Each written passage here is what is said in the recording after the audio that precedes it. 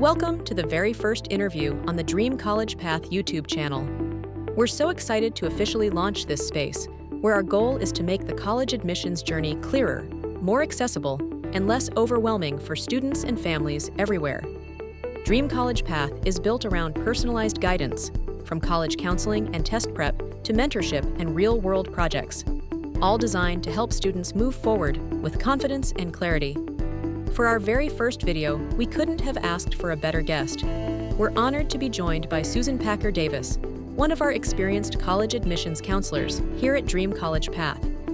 Susan brings decades of insight into the admissions process and a deep commitment to supporting students not just academically, but holistically. Today, she'll be sharing her perspective, advice, and real-world experience to help students and families better navigate what can often feel like a complex journey. We're thrilled to have her with us, and we're excited to kick off this channel together. To start us off, could you briefly just introduce yourself and then share what kind of first drew you into working in college admissions and supporting and working with students? Sure. I'm older than a lot of people who work in this field. I've been doing this most of my life, and it did become my life's work, but it wasn't an ordinary trajectory.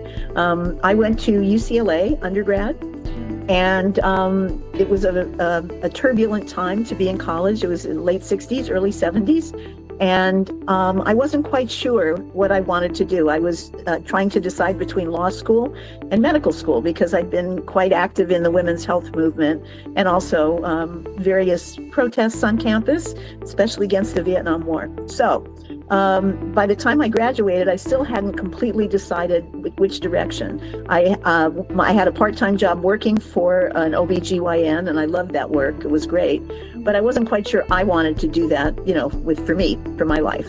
So I decided I would take a year off and decide law school or medical school.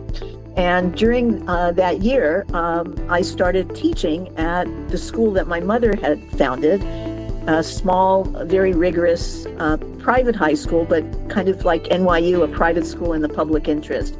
The school always had a large number of scholarship students funded by the school. So it wasn't, a school just for wealthy kids. And I loved the work. I taught English and history. I was a history major in college.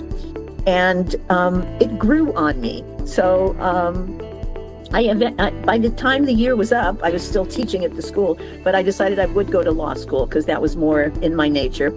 So I started attending Loyola Law School in Los Angeles. That's where I was. And I kept teaching at the school all the while to make a living, and also because I really loved it. And a couple of years, I think it was right after I had graduated law school, my mother, who was obviously running the school, had been running it with another fellow who left. And so she said to me at that point, you've been teaching at the school quite a while now. How would you like to run it with me? Mm-hmm. So I knew nothing about running a school at the time, but I loved being there and I loved teaching. And I thought, I'm a lawyer now, I can figure this out. So I accepted her offer, and we started running the school together. Meanwhile, I was also first appointed to and then elected to serve as a commissioner on the Santa Monica Rent Control Board, which was a groundbreaking institution at the time. And I loved that work, and it paid absolutely nothing. So it was work you do from the heart. So I loved that. So I did that, and I worked at the school. And that's how I started doing this work. I had to teach myself everything from the ground up. Things have changed a lot since those days, but I kind of grew with it. It wasn't nearly as complicated as it is now. There was no such thing called the common application. You had to do individual applications, one for each school, which is very time consuming and so forth. Yeah. But I enjoyed it very much. And the part that I loved the most was editing essays. My father was a writer, and I always revered his skills in that department. And he taught me a lot about writing and editing. So that was always my favorite part, and it remains my favorite part to this day. Awesome. And I know you mentioned how the processes for college applications are constantly changing. and it's Yes. way different from when you started. So what do you think is like one like major misconception that you think like families regularly have about the college admissions process? That it's predictable. It's completely unpredictable. There are a lot of organizations that say, oh, they can definitely tell where you're going to get in. And, if you just listen to their rubric and so forth, or follow their rubric, it doesn't really work like that. You can guesstimate, but the agendas of these institutions shift and change on a yearly basis. So you don't actually know what they're looking for, and trying to spend time, psyching them out and figuring out what to do based on what you think they want is a terrible way to proceed. And so this links with another issue that students do. They by mistake, they feel in order to stand out, they have to concoct a story or an essay or some sort of, kind of artificial trajectory. I mean, it's real to them in a sense, but it's something, that they make up in a way that isn't true in their heart, and because they want to stand out. And that is a terrible way to write an essay and a terrible way to do a college application. These essays are very personal stories. They must be written from the heart. That's how they are effective. So I would say the misconception is that you can predict and know how to bill yourself for each school, but you don't really know, because things, as I said, things change on a yearly basis. I think the best policy, the best way to go is to be true to yourself. Write about who you are for real. What do you care about? What's important to you?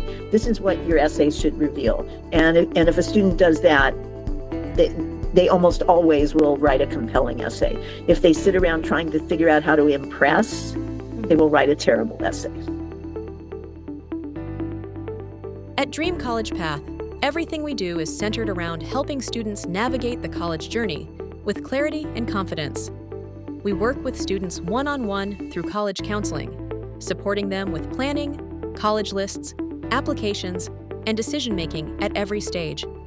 We also help students turn their interests into meaningful projects, whether through research, community initiatives, or passion-driven work that helps them stand out authentically.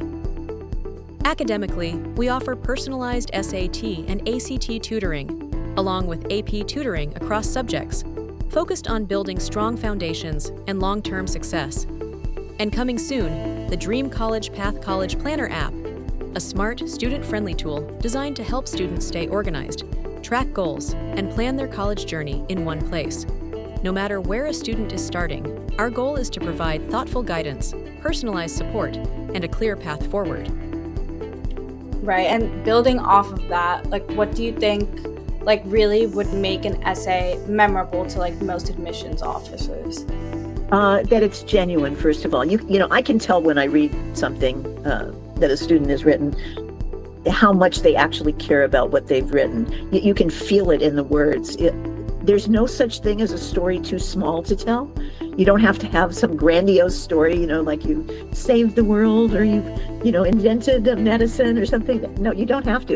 It could be a very tiny little story, but it means something to the person. And it meant something to some other person as well, probably. And so if you tell that story in a genuine way and show how you grew through that process and how you affected somebody else, that makes a memorable essay. I get a certain feeling when I read an essay like that. It really is. It's like a visceral feeling. It's almost like a shudder, it moves me. And that's what you're looking for. These are stories that should be emotional. They're not lists of accomplishments. You don't want to crowd it with a bunch of information that's found elsewhere in the application. You want to tell a story. Mm-hmm. And essays is a huge part of college apps, but another big thing that students are always trying to do is have a lot of extracurriculars. Yes. So I wanted to ask, what do you think really makes an extracurricular activity really stand out on a college application? That the student cares about it. Again, there's no such thing that's really too small.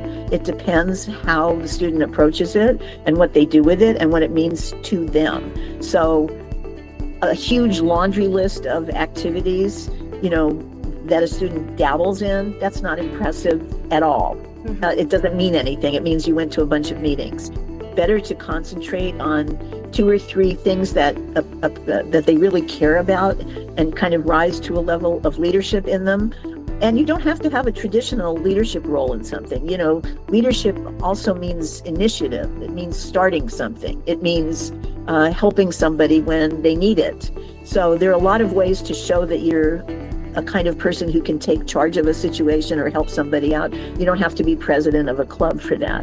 So, and trying to, kind of pad your application with a huge number of activities that you don't really, you're not really invested in, it means nothing.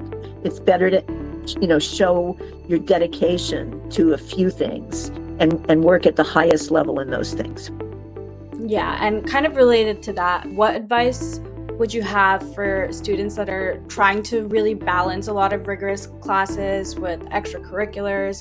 And what would you say, how should students decide which AP courses to take, and how many is the right number for them?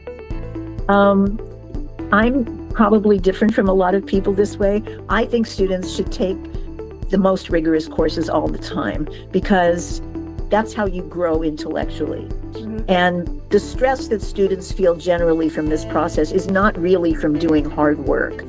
There's different kinds of stress. One is you kind of feel overloaded because you have a lot of work to do, but that's not something that you can't do. Real stress is when outside forces act on a person, things they can't control. Somebody in the family gets sick or some other horrible thing happens, and that's terrible stress. Or the student doesn't really enjoy what they're doing and they're pursuing a particular path because they want to please everybody. That's terrible stress. But the stress from doing hard work, that's kind of okay stress in my view. I'm old school that way. I take the hardest class because you're going to learn something. If you take easy classes or you don't challenge yourself in high school, you're just kind of, grinding your wheels, spinning your wheels. You're not really doing much. And colleges know that too, So I think take the harder course. Take the harder course. I've had students accepted to Harvard that had B's on their record, but they took the harder course, okay? That was more important to them. They wanted to take that course. And I really think that's the way to go. Some school, and how many AP courses you take, it depends on what's being offered. You don't want to just fill up on them because it looks good. You want to take the courses you really care about, the ones that you're going to really learn something in. Yeah, and like you said, it can be an overwhelming process, but another time period where students are always trying to find a way to stand out is during the summer. Right. And that can also be an overwhelming time for them. So what advice do you have for building a meaningful and a productive summer for students that are trying to go to college? Well, one thing, they shouldn't overload themselves with too many things to do in the summer because it's a limited amount of time. Summer vacation used to be 3 months back when I was in high school. It was a lot calmer then and better. You had time to do stuff. And in the school that I ran, we followed UCLA's schedule, so we didn't start till almost October. Just like they start at the end of September and they get out in early June. You have 3 months to do a lot. But the way most high schools are structured now, they have 6 weeks, that's it. So pick something important that you care about that's related to the field you want to pursue. There's no one right thing to do, but hopefully it's something interesting. Could be an internship, could be a volunteer position somewhere. Depends what the person wants to do, but do something meaningful like that. And perhaps also, again, depending on the caliber of the courses at the high school they attend, maybe take a course at the university or something like that as well. But don't try to do 15 different things in 6 weeks. None of them will come out well if you overload that way.